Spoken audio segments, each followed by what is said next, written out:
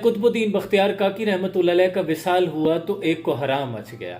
لوگوں پر رنج و غم کی ایک کیفیت تھی، تمام لوگ اشکبار تھے، کیونکہ آپ نے اپنی ساری زندگی دین اسلام کی سربلندی کے لیے وقف کر دی۔ لوگ انتہائی صدمے میں تھے۔ آپ کا جنازہ ایک کھلے میدان میں لا کے رکھا گیا اور تاحد نگاہ لوگوں کا ہجوم تھا، سروں کا جیسے سمندر امڑ آیا ہو۔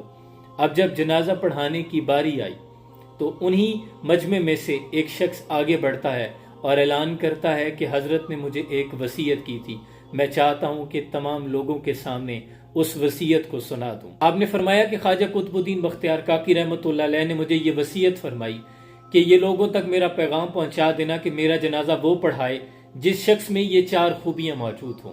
پہلی خوبی یہ کہ کبھی اس کی تکبیر اولیٰ فوت نہ ہوئی ہو، دوسری یہ کہ کبھی اس نے زندگی میں تہجد کی نماز نہ چھوڑی ہو، تیسری یہ کہ کبھی ساری زندگی کسی نامحرم پر غلط نگاہ نہ ڈالی ہو، اور چوتھی یہ کہ کبھی عصر کی سنتیں نہ چھوڑی ہوں۔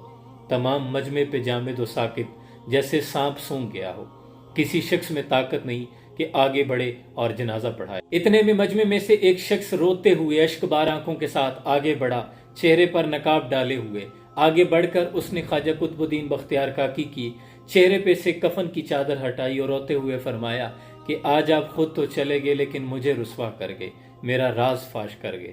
اور پھر مجمع کی جانب رخ کیا اور اللہ رب العزت کی قسم اٹھائی، فرمایا میرے اندر یہ 4 خوبیاں موجود ہیں۔ اور پھر دنیا نے دیکھا کہ وہ سلطان شمس الدین التمش وقت کے بادشاہ خود تھے۔ اگر وقت کا بادشاہ اتنا پرہیزگار اور متقی ہو سکتا ہے تو ہم کیوں نہیں ہو سکتے؟